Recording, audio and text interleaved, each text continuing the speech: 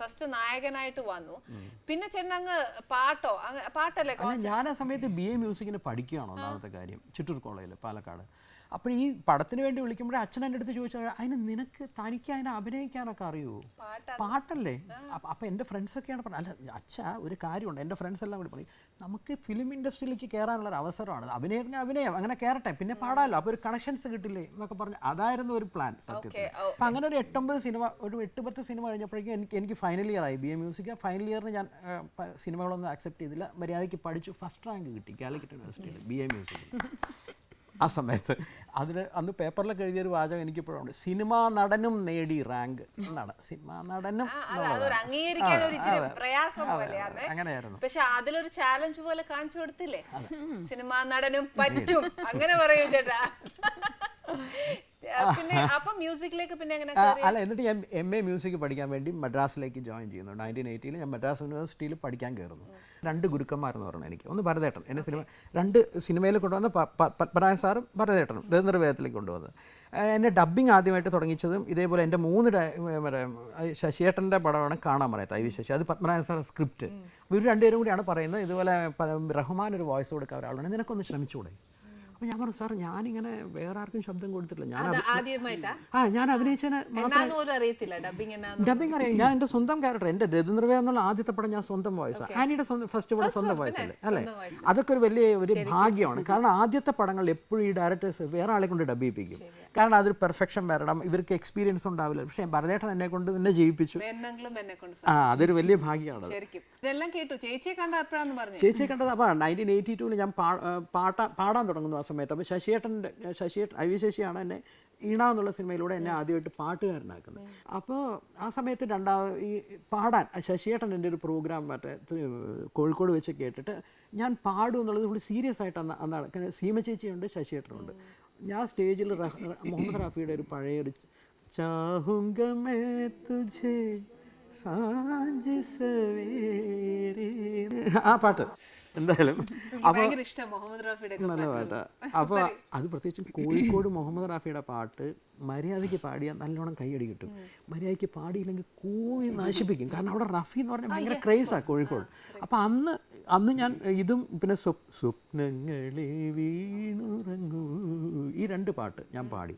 അപ്പോൾ ഇതിന് ഭയങ്കര ക്ലാസ് ആയിരുന്നു. എനിക്കിവിടെ ജനങ്ങൾ ഒരു ആക്ടർ എന്നുള്ള, ഈ ഞാൻ BA മ്യൂസിക് പഠിച്ചിട്ടുണ്ടെന്നുള്ളത് എല്ലാവർക്കും ഒന്നും അറിയില്ലല്ലോ. അപ്പോൾ അവർ അയ്യോ ഒരു ആക്ടർ ഇത്രയും നന്നായി പാടുന്നല്ലോ, അപ്പോൾ ഭയങ്കര കൈയടി.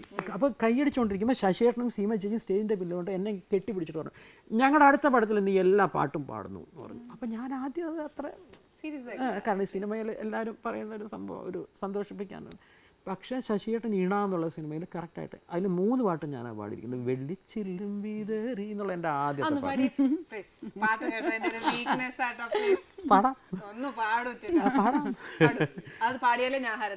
ശരി ഓക്കെ ഞാൻ വെള്ളിച്ചില്ലും വീതറി തുള്ളി തുള്ളി ഒഴുകും പൊരിനുര ചിതറും കാട്ടരുവി പറയാമോ നീ എങ്ങാണ് സംഗമം, എങ്ങാണ് സംഗമം.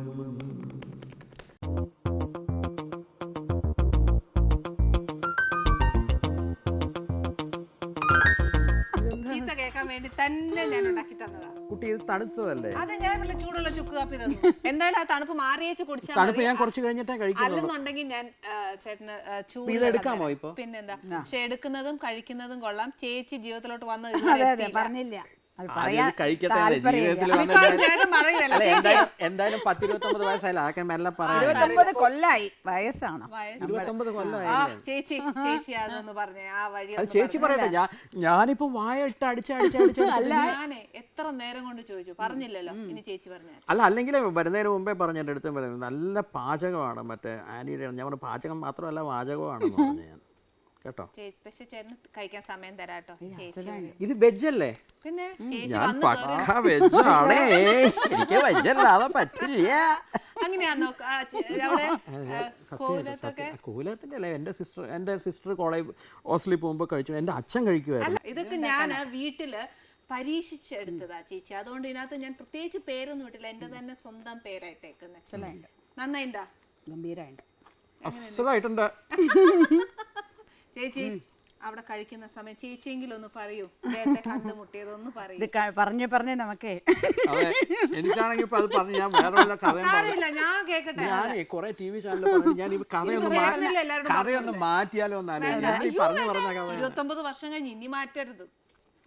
ഈനാടിലാണ് ഞങ്ങൾ രണ്ടാളും സിനിമയില് IV ശശിയുടെ ആ സിനിമയിലാണ് ഞങ്ങൾ ഒരുമിച്ച് അഭിനയിക്കുന്നത്.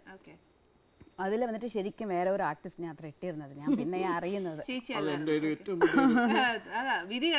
വിജയശാന്തി അഭിനയിക്കേണ്ടതായിരുന്നു. അപ്പോൾ ഞാൻ വന്ന ശേഷം അറിഞ്ഞത് അവരും ഡേറ്റ് എന്താ ക്ലാഷ് ആണോ എന്താണെന്നറിയില്ല, റോളിന് സൂട്ട് ആയില്ലേ എന്തോ എനിക്കറിയില്ല. ശരി ശരി, ഓക്കെ ഓക്കെ ഓക്കെ. അപ്പോൾ അവിടെ ഫസ്റ്റ് ഡേ ഷൂട്ടിങ്ങിൽ ശശിയേട്ടനാണ് നമ്മുടെ മേക്കപ്പ് ചെയ്തുകൊണ്ടിരിക്കുമ്പോൾ പരിചയപ്പെടുത്താണ് കൃഷ്ണേന്ദ്രനെ. ഇങ്ങനെ പാട്ടുകാരനാണ്, നടനുമാണ്, വനിതയുടെ കൂടെ കൃഷ്ണേന്ദ്രനാണ് അഭിനയിക്കാൻ പോകണമെന്ന്. അപ്പോൾ കൃഷ്ണേന്ദ്രൻ്റെ അടുത്ത് എന്നെക്കുറിച്ചും പറയണം.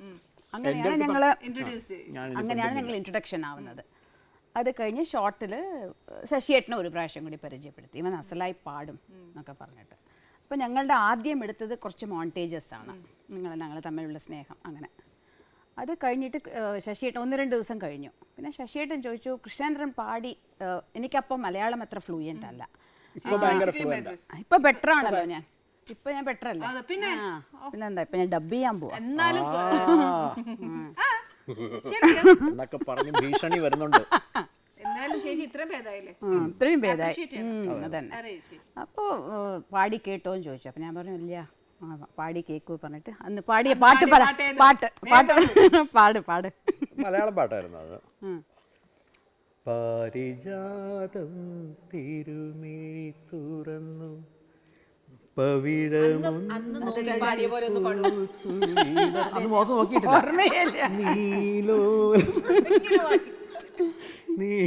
നീലോൽപലമേ നീ മാത്രമെന്തിനുറങ്ങി എന്നുള്ള പാട്ടാണ്. അർത്ഥമൊന്നും അറിയില്ല, പക്ഷെ പാട്ട് അതെ അതെ ആസ്വദിച്ചു.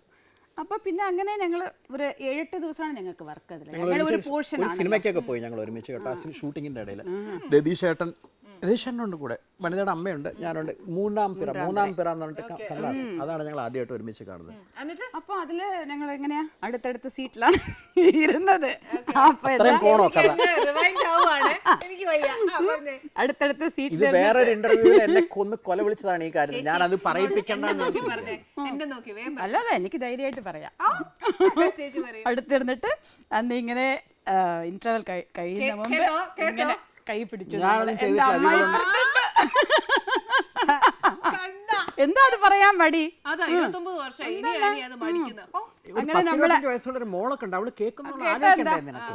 അവൾക്കൊക്കെ അറിയാം, അവർക്ക് ഇപ്പൊ വാട്സാപ്പ് ഒക്കെ ഉള്ളതുകൊണ്ട്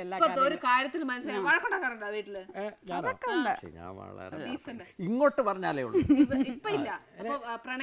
അതപ്പോ ഉണ്ടായിരുന്നു, നല്ല പോലെ ഉണ്ടായിരുന്നു. അങ്ങനെയല്ല ചേച്ചി, ഞാൻ കാര്യം ഇപ്പൊ ഈ സിനിമയ്ക്ക് പോയപ്പോ നിങ്ങൾ തമ്മിൽ ഇഷ്ടാന്നൊന്നും പറഞ്ഞില്ല ആ സമയത്ത്? മുറിയിലാണ് നമ്മള് ഒരു അല്ല അങ്ങനത്തെ മുറിയല്ല, ഷൂട്ടിംഗ് സ്ഥലത്ത് നമുക്കൊരു മുറി തരില്ലേ, അവിടെ നമ്മൾ ഇരിക്കുമ്പോൾ ഷോട്ട് കഴിഞ്ഞിട്ട് അവിടെ ഇരിക്കുമ്പോൾ ലൈറ്റിംഗ് ചെയ്യുന്ന സമയത്ത് നമുക്ക് മനസ്സിലാവാൻ തുടങ്ങി നമ്മൾ തമ്മിൽ കുറച്ച് ഇഷ്ടമാവാൻ തുടങ്ങി എന്നുള്ളത്. എൻ്റെ അമ്മയോട് ഞാൻ പറഞ്ഞു, എനിക്കിങ്ങനെ ഇഷ്ടമായിട്ടുണ്ട് കൃഷ്ണേന്ദ്രനെ, അച്ഛനോട് സംസാരിച്ചതാണ്, എനിക്ക് കല്യാണം കഴിക്കണമെന്നുണ്ട്. അല്ല വീട്ടിലല്ലെങ്കിലേ കുറച്ച് പേടി തന്നെയാണല്ലോ എന്നെ പ്രസന്റ് ചെയ്യാൻ. നമുക്ക് 2 ചേച്ചിമാരുണ്ട്, അവരുടെ കല്യാണം കഴിയണം, ഒരു ഏട്ടനുണ്ട്. അപ്പം അതൊക്കെ കഴിയാണ്ട് ഞാൻ പെട്ടെന്ന് കല്യാണം കഴിച്ച, ഞാൻ ചെറുതാണ്, ഒടുക്കത്തെയാണ്. അപ്പോൾ അമ്മ പറഞ്ഞു നമുക്ക് എന്തായാലും അച്ഛനോട് പോയി സംസാരിക്കാം. ഇപ്പം പെട്ടെന്ന് കാണുന്ന ഒരു 7-8 ദിവസം കൊണ്ട് നമ്മൾ തീരുമാനിക്കാൻ പറ്റില്ലല്ലോ, ജീവിതകാലം മുഴുവൻ ജീവിക്കണ്ടേ. അപ്പം ഞാൻ പറഞ്ഞു അല്ല എനിക്ക് ഇഷ്ടമായിട്ടുണ്ട് ആളെ പറഞ്ഞു. അങ്ങനെയാണ് നമ്മൾ ചെന്നൈയിലേക്ക് പോകണം. ചെന്നൈയിലേക്ക് പോയിട്ട് ഞാൻ വിചാരിച്ചു അവിടെ വീട്ടിൽ പോയിട്ട് എൻ്റെ ബർത്ത്ഡേ വരികയാണ് March 14th. അപ്പോൾ ഞാൻ ഫെബ്രുവരിയിലാണ് ഈ ഷൂട്ടിംഗ് നടക്കുന്നത്. ഫെബ്രുവരി, March 14th എൻ്റെ ബർത്ത്ഡേ ആണ്. അപ്പോൾ ഞാൻ അമ്മയോട് പറഞ്ഞു ഇങ്ങനെ കൃഷ്ണേന്ദ്രനെ ഈ ബർത്ത്ഡേക്ക് നമ്മൾ വിളിച്ചാലോ, അപ്പോൾ അച്ഛനെയും കണ്ടാൽ മതിയാവും.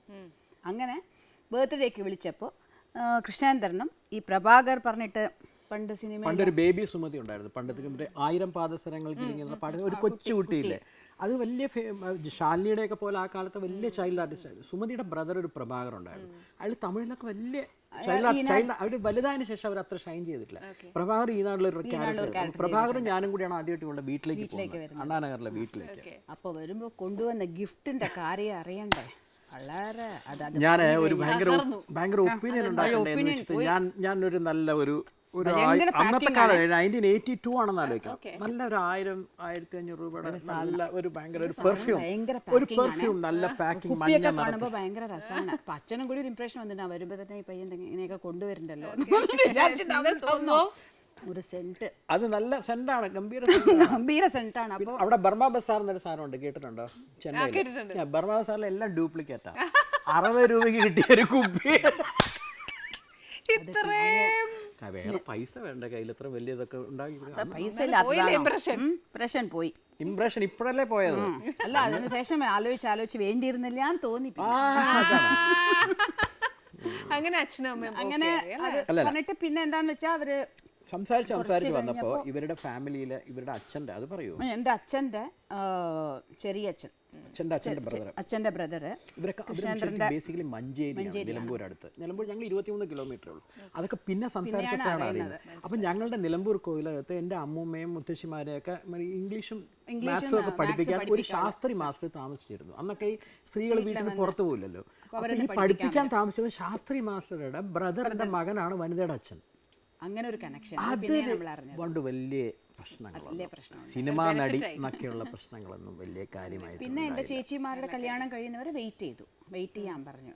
ഞാൻ പെട്ടെന്ന് അങ്ങനെ ചെയ്യാൻ പറ്റില്ലല്ലോ. അപ്പോൾ അവരുടെ കല്യാണമൊക്കെ കഴിഞ്ഞ ശേഷമാണ് 86-ല് നമ്മുടെ കല്യാണമായിരുന്നു. 82-ല് കണ്ടു. 86 May 11th ആയിരുന്നു. 85-ല് ഞങ്ങൾ വിചാരിച്ചു ഞങ്ങൾ അടിച്ച് പിരിഞ്ചാലോ. ഇടയ്ക്കിടയ്ക്ക് ചൂടാവും എനിക്കത്. ഒരു ദിവസം അതെ കുറച്ചൊക്കെ ഒച്ച വിട്ടു. ഞാൻ വിചാരിച്ചു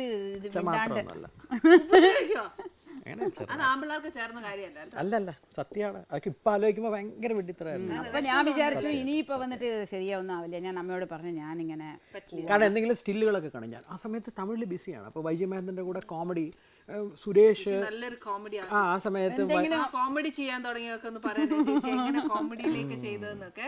അങ്ങനെ എന്തെങ്കിലും ഫോട്ടോ കണ്ട എനിക്ക് ദേഷ്യം വരും. കാർത്തികിനെ കെട്ടിപ്പിടിച്ചിരിക്കുന്ന ഫോട്ടോ കാണുമ്പോൾ ദേഷ്യം വരും.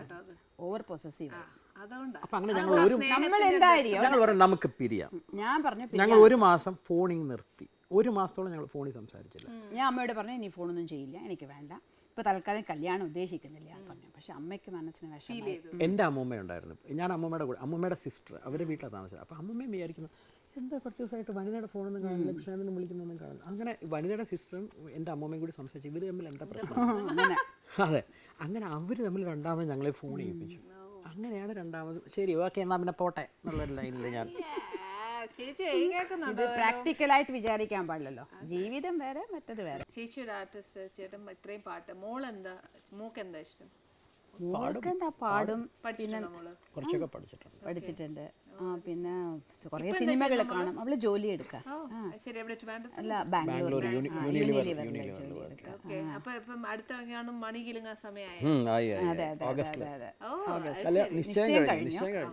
ചേച്ചി ഇപ്പൊ ചേച്ചി സംസാരിച്ചതിന്റെ ഇടയ്ക്ക് ഒരു കാര്യം പറഞ്ഞില്ലേ, 29 years നമ്മുടെ ജീവിതം തുടങ്ങുമ്പോൾ നമ്മളൊരു തീരുമാനം എടുക്കും. പക്ഷെ ഇപ്പൊ നമ്മൾ നോക്കുമ്പോൾ കല്യാണം കഴിച്ചിട്ട് ഒത്തിരി പിള്ളേർ ഡൈവേഴ്സ് ആവുന്നുണ്ട്. ആ പിള്ളേർക്ക് ഒരു ബേസിക് ആസ് എ ചേച്ചി എന്ന നിലയ്ക്ക് ചേച്ചിക്ക് ഒരു കൊടുക്കാവുന്ന ഒരു നല്ല അഡ്വൈസ് എന്ന് പറഞ്ഞു. ചേച്ചി ഇപ്പൊ പറഞ്ഞ നല്ലൊരു വാക്കാ. കാര്യം എന്ന് വെച്ചാൽ നമ്മൾ നിശ്ചയിക്കുന്നത് നമ്മുടെ ജീവിതത്തിലോട്ടാണ്. അതിനകത്ത് നമ്മൾ റിസ്ക് എടുക്കാൻ താല്പര്യപ്പെടുന്നില്ല. ആ കുട്ടികൾക്ക് വേണ്ടി ചേച്ചി ഒരു നല്ല അഡ്വൈസ്. എനിക്ക് തോന്നുന്നു മെയിനായിട്ട് വേണ്ടത് ക്ഷമ. അത് ആർക്കും ഇല്ല എന്നാണ് ഇപ്പൊ തോന്നുന്നത്. എന്താന്ന് വെച്ചാൽ ഇപ്പൊ എല്ലാവർക്കും അങ്ങോട്ടും ഇങ്ങോട്ടും ഈഗോ, നീ വലുതാണോ ഞാൻ വലുതാണോ, ഈക്വൽ വേണം. ആണും പെണ്ണും ഈക്വൽ ആണെന്നുള്ള ഒരു ഇത് ഓക്കെയാണ്. പക്ഷെ നമുക്ക് ഒട്ടും അഡ്ജസ്റ്റ് ചെയ്യാൻ പറ്റാത്തത് വരുമ്പോഴാണ് ഒരാളെങ്കിലും നമ്മൾ ഒരു ദേഷ്യം വരുന്നു. ഇപ്പം നമ്മൾ രണ്ടാളും ലഹള കൂടുന്നു, സംസാരിക്കാണ്ടിരിക്കണം, ഒരാളെ ഇറങ്ങി വന്ന് സംസാരിച്ചാൽ അവിടെ അല്ല അതല്ല എല്ലാം പാവാണ്. അപ്പോൾ ഇറങ്ങി വന്ന് സംസാരിക്കുമ്പോഴേ അവിടെ പിന്നെയും നമ്മുടെ ജീവിതം ഇതാവുള്ളൂ. പക്ഷെ അത് ഒട്ടും ഇല്ലാണ്ടാവണം, അതാണ് ഇപ്പോൾ നമ്മൾ കാണുന്നത്. അതുകൊണ്ട് ഇപ്പോൾ ക്ഷമ പാടില്ല എന്ന് ചിലർ പറയും. പക്ഷേ എൻ്റെ ജീവിതത്തിൽ ഞാനിങ്ങനെ അഡ്ജസ്റ്റ് ചെയ്ത് നമുക്ക് ഈ ഫാമിലി വേണം, നമ്മുടെ ഫാമിലി ഹാപ്പി ആയിരിക്കണം, നമുക്ക് നമ്മുടെ ഹസ്ബൻഡും നമ്മൾ അത് ഞാൻ വിചാരിക്കുന്നതുകൊണ്ടാണ് എനിക്ക് 29 കൊല്ലം എത്താൻ പറ്റിയെന്നാണ് എൻ്റെ ഒരു വിശ്വാസം. പിന്നെ ഈശ്വരൻ്റെ ഒരു പുതിയ തലമുറയ്ക്ക്, പുതിയ കല്യാണം കഴിക്കാൻ പോകുന്നവർക്ക് എൻ്റെ ഉപദേശം ഞാൻ തരാം. ഒന്ന് കേൾക്കട്ടെ. നിങ്ങൾ എത്ര പ്രേമിച്ച് നടന്നാലും എന്ന് നടന്നാലും കല്യാണത്തിന് മുമ്പേ ഒരു ഭയങ്കര അടി ഉണ്ടാക്കുക. കല്യാണത്തിന് മുൻപ് എന്തിനാ അത് അടി ഉണ്ടാക്കണേ? നമ്മൾ ഉണ്ടാക്കിയില്ലേ അടി? നമ്മളുണ്ടാക്കി പറഞ്ഞിട്ട് ലോകത്തുള്ള അല്ല, അതിനൊരു ഉദാഹരണമുണ്ട്. ഞാൻ പറയുന്നത് എന്താണെന്ന് വെച്ചാൽ നമ്മൾ ഈ എനിക്കറിയാമായിരിക്കുമല്ലോ, എനിക്കറിയില്ല നിങ്ങളുടെ എങ്ങനെയായിരുന്നു, ഞങ്ങളൊക്കെ അങ്ങനെ തന്നെയായിരുന്നു. മറ്റേ ഈ ലവ് സമയത്ത് നമ്മൾ മൊത്തം പോസിറ്റീവ് അല്ലേ, നമ്മൾ മൊത്തം പോസിറ്റീവ് തന്നെ ആയിരുന്നല്ലേ?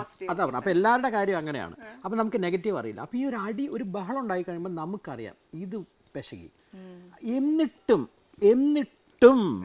നിങ്ങൾക്ക് ഞങ്ങൾ ശരിയാവില്ല, നമ്മൾ തന്നെ മതി എന്നുള്ളൊരു വിചാരം വരുവാണെങ്കിൽ മാത്രം കല്യാണം കഴിക്കുക. ഇല്ലെങ്കിൽ കല്യാണത്തിന് ശേഷമുള്ള അടിക്കുള്ള അവസരങ്ങളുണ്ടാവും. ഇത് അതിന് മുമ്പേ അങ്ങ് തീർന്നു കഴിഞ്ഞു. പിന്നെ ചേട്ടാ, ഇതിനകത്ത് എനിക്ക് 2 കാര്യവും മനസ്സിലായി. എന്നാന്ന് വെച്ചാൽ ചേട്ടൻ പറഞ്ഞതും പിന്നെയും നമ്മൾ മതി എന്ന് നമ്മൾ ആദ്യം തീരുമാനിക്കുന്നു. കല്യാണം കഴിഞ്ഞതിന് ശേഷം ചേച്ചി പറഞ്ഞത് എന്തുവാ, നമുക്ക് എൻ്റെ കുടുംബം എനിക്ക് വേണം എന്നൊരു സ്ത്രീ തീരുമാനിക്കുകയാണ് അല്ലേ. അത് മാത്രമേ നമുക്കൊരു അടിസ്ഥാനമായിട്ട് മുന്നോട്ട് കൊണ്ടുപോയാൽ നമ്മൾ ബാക്കി എന്ത് വന്നാലും നമുക്ക് അതൊരു പ്രശ്നമേ അല്ല. സത്യം. ഇനിയിപ്പം ചേച്ചിക്കും ചേട്ടനും ഒരു സ്പെഷ്യൽ താങ്ക്സ്. ചേച്ചി എനിക്കൊരു ഗിഫ്റ്റ് തന്നേട്ടാ, സ്പെഷ്യൽ ഗിഫ്റ്റ്. ഇതെന്തായാലും ഞാനിപ്പം ഈ പ്രോഗ്രാം ഗംഭീരമായിട്ട് ചെയ്യുന്നതുകൊണ്ട് എനിക്ക് എന്തെങ്കിലും കൊടുത്തു തന്നെ ആവണം രാവിലെ അവിടെ നിന്ന് ഇറങ്ങുമ്പോഴേ. അതെന്താണെന്നറിയാം, ശരിക്കും ചേട്ടാ എനിക്കിത് ഭയങ്കര പ്രഷ്യസ് ആണ്. എൻ്റെ ചേച്ചി എനിക്ക് കൊണ്ടുവന്നത്. എന്തായാലും ഒരു ഗിഫ്റ്റ് കിട്ടിക്കഴിഞ്ഞാൽ നമുക്ക് എല്ലാവർക്കും ഉണ്ടാവുന്ന ഒരു ആക്രാന്തമുണ്ട്. എന്താണെന്നറിയോ, ഇത് പൊട്ടിച്ചു നോക്കുക എന്നുള്ളത്. ഞാൻ നോക്കുക. കാര്യം എനിക്ക് കിട്ടിയ ഗിഫ്റ്റ് എന്ന് പറയുന്നത് എൻ്റെ പ്രേക്ഷകർക്കും എന്താണ് പറയാ, എന്തോ ഒരു ലണ്ടനിൻ്റെ അടുത്ത് നമ്മുടെ ഹൈദരാബാദിൽ കൊണ്ടുപോയി എന്താണ് ഇത്ര ഒരു വലിയൊരു സംഭവമൊക്കെ കണ്ടുപിടിച്ച് തിരിച്ചു കൊണ്ടുവരണമെന്ന് പറയുന്നില്ലേ, എത്രയോ കോടിയുടെയൊക്കെ അതുപോലെ ഒരു സംഭവമാണത്. എന്തായാലും ചേച്ചിയെ കാണാൻ പോയ അവസ്ഥ അല്ലല്ലോ ഇത്. മോശമായിട്ടുള്ള അവസ്ഥയല്ല, അത് ഞാനാണേ വാങ്ങിയത്. അവിടെ ഏൽപ്പിച്ചാലേ ഉള്ളൂ പ്രശ്നം. അപ്പൊ ഉറപ്പ് കണ്ടോ എന്ത് രസമായിട്ടത് ചോദ്യം ചോദിച്ചത്.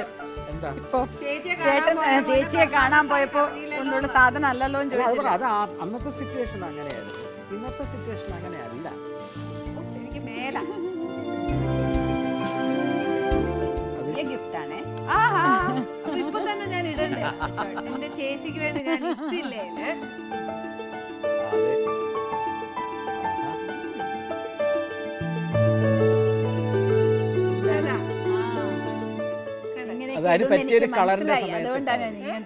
ഇങ്ങനത്തേക്ക് ഇടാറുണ്ടെന്നുള്ളതൊരു അതൊരു ചേച്ചിക്ക് മനസ്സിലാവുള്ളൂ എത്രയായാലും. എന്റെ ചേച്ചി കൊണ്ടുവന്ന ഗിഫ്റ്റ് ആണിത്. കണ്ടില്ലേ, എനിക്ക് കിട്ടുന്ന ഒരു ഗിഫ്റ്റ് എന്ന് പറയുന്നത് ശരിക്കും എന്റെ പ്രേക്ഷകർക്കും കിട്ടുന്നതിന് തുല്യം തന്നെയാണ്. പക്ഷെ എന്തായാലും ചേച്ചി, എനിക്കിനകത്ത് താങ്ക്സ് ഇല്ല. എന്റെ ചേച്ചി എന്ന് പറഞ്ഞാൽ എനിക്ക് ശരിക്കും എനിക്കൊരു മൂത്ത ചേച്ചിയെ പോലെ, ഒരു കൂടപ്പറപ്പിനെ പോലെ തന്നെയാണ്. അവിടെ താങ്ക്സ് ഞാൻ ചേച്ചിയോട് ഒരിക്കലും. വേറൊരു സാധനം കൂടി പെൻഡിങ് ഉണ്ട്. എന്താ ചേച്ചി? വലിയ ഗോപിപ്പൊട്ട്. അത് ഞാൻ ചെന്നൈന്ന് വാങ്ങിച്ചു. ചേച്ചിയാണ് എന്നെ ഈ ഗോപിപ്പൊട്ട് ഇടാൻ പഠിപ്പിച്ചത്. ശരിക്കും ഇപ്പൊ ചേച്ചി തരാത്തോണ്ട് എന്നെ ഗോപിപ്പൊട്ടിന് വലിപ്പം വേറെ സൈസ് വട്ടപ്പൊട്ട് തന്നു കേട്ടോ ശരിക്കും. അപ്പൊ ഇനിയിപ്പോ എനിക്ക് ചേച്ചി അടുത്ത ഗോപിപ്പൊട്ട് കൊണ്ട് തരുമ്പോ ഞാൻ അതിടും. എന്തായാലും എന്റെ ചേട്ടനും ചേച്ചിയും എന്റെ കുഞ്ഞടുക്കളയിൽ വന്ന് എന്റെ ചേച്ചിയും ചേട്ടനും തന്ന ഗിഫ്റ്റാണ് എന്റെ ഫസ്റ്റ് ഗിഫ്റ്റ് ഇൻ മൈ അടുക്കള. ഈ അടുക്കളയ്ക്ക് ഒരു പോസിറ്റീവ് എനർജി ഉണ്ടെങ്കിൽ അതൊരു ഭയങ്കര സുഖമാണ്. ചില വീടുകളിൽ അത് ഭയങ്കര രസമാണ്. നമുക്ക് അടുക്കളയിൽ കയറുമ്പോൾ തന്നെ ഒരു ചെറിയ സ്ഥലമില്ലാതെ അങ്ങനെ നമുക്ക് ചില അസ്വസ്ഥത തോന്നും. ഇത് അങ്ങനെയല്ല, ഇത് നല്ല അടുക്കള. അല്ല, കുഞ്ഞു അടുക്കളയിലെ ഗംഭീര സാധനങ്ങളാ ആനിയുണ്ട്. അടുക്കള എന്ന് പറയാൻ പറ്റില്ല. അല്ല, ഇപ്പൊ ആനി പറഞ്ഞത് കുഞ്ഞു അടുക്കളയിലെ ചേച്ചിയും ചേട്ടനും വന്നു എന്നുള്ളത് ഭംഗിമാറ്റം യൂസ് ചെയ്യില്ല. ഭംഗിയൊന്നല്ല. ഞങ്ങളുടെ ഈ കുഞ്ഞടുക്കളയിൽ എല്ലാവർക്കും ഞങ്ങൾക്ക് ചേട്ടൻ പറഞ്ഞ നല്ല മനസ്സുള്ള വ്യക്തികളാണ്. എന്തായാലും എൻ്റെ ഫസ്റ്റ് ഗിഫ്റ്റ് ആയത് എനിക്ക് സോ പ്രഷ്യസ്, എനിക്കെന്നല്ല എൻ്റെ പ്രേക്ഷകർക്കും കിട്ടിയ ഫസ്റ്റ് ഗിഫ്റ്റാണ്. ഇവിടെ ചേട്ടനും ചേച്ചിയും വന്ന് ഇത്രയും വിശേഷങ്ങളും എല്ലാ വിശേഷങ്ങളും പറഞ്ഞു അല്ലേ. ചേട്ടൻ്റെ ഫിലിമിലേക്ക് വന്നതും ചേച്ചി വന്നതും ഒക്കെ വിശേഷങ്ങൾ അറിഞ്ഞു. ഇല്ല, ഒരു കൂടുതലല്ല. പിന്നെ ഇപ്പോഴത്തെ നമ്മുടെ ന്യൂ ജനറേഷൻ പിള്ളേർക്ക് ചേച്ചി നല്ലൊരു അടിസ്ഥാനവും കൂടിയാണ് കൊടുത്തേക്കുന്നത്. ഇതിനെല്ലാം വേണ്ടിയിട്ട് ഞാനൊരു ചെറിയ താങ്ക്സ് പറയുക. എനിക്ക് അതിൽ കൂടുതൽ വാക്കുകളില്ല, താങ്ക്സ് പറയുന്നില്ല. പക്ഷെ എന്നാലും അതൊരു ഫോർമൽ ആയി പോയി പറഞ്ഞേ ഒക്കത്തുള്ളൂ.